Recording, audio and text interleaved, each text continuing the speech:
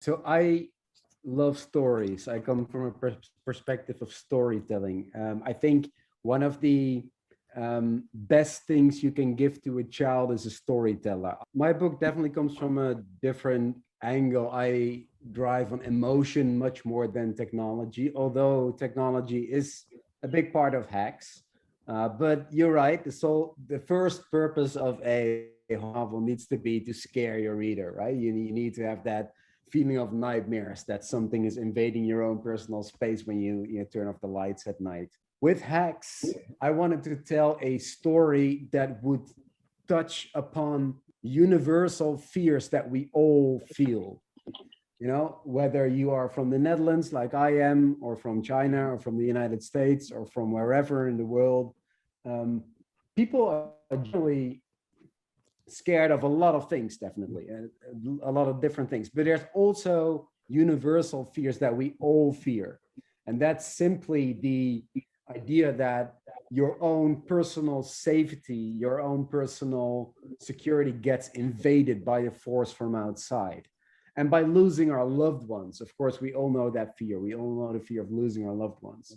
And those are key elements in hacks. And I soon found that the only way to express my own feelings was to start telling my own stories, my own scary stories. So that's what I started doing when I was really young.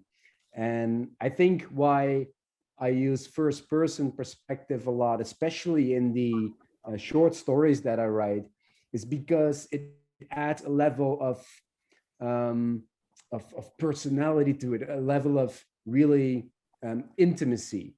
You know, when you write stories, you want to touch people's emotions, because the stories you remember most are the stories that make us laugh or make us scared, and the stories that do that have to have a certain kind of intimacy, and therefore I use the first person perspective a lot. Not always, but it works very well. Yeah, The Boy Who Cast No Shadow story that I wrote, it basically the first of the short stories that I wrote after writing, I think, 3 novels. And by submitting to the short form, I wanted to um, grow as a writer, because writing short fiction makes you really think of every single word.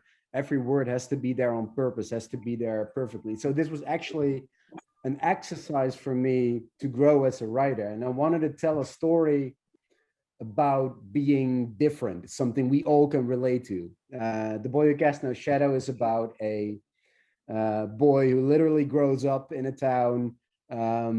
His genes are a little bit mixed up, so he literally casts no shadow because he lets through light.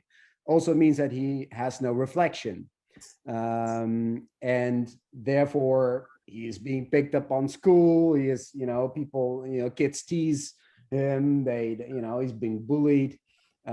He's different. I like the kind of stories where there's just this really weird element, this magical realist kind of element, but it sets in reality and everything is the same. So if a boy would be different like that, yeah, he would be bullied at school. And then he meets another kid, and that other kid has also a problem because he's made of glass, and the glass mirrors. So whenever people look at the kid, they always see themselves reflected in the surface, and they don't really see him, they just see themselves. Except for this boy who has no reflection, of course. So they bond together and get this really close, intimate friendship that is the key of the story. This is a story, it is funny, but it has a lot of heart. It's very emotional. It's very touching. A lot of people tell me that they read it and they cry, and it's really lovely when people tell me that.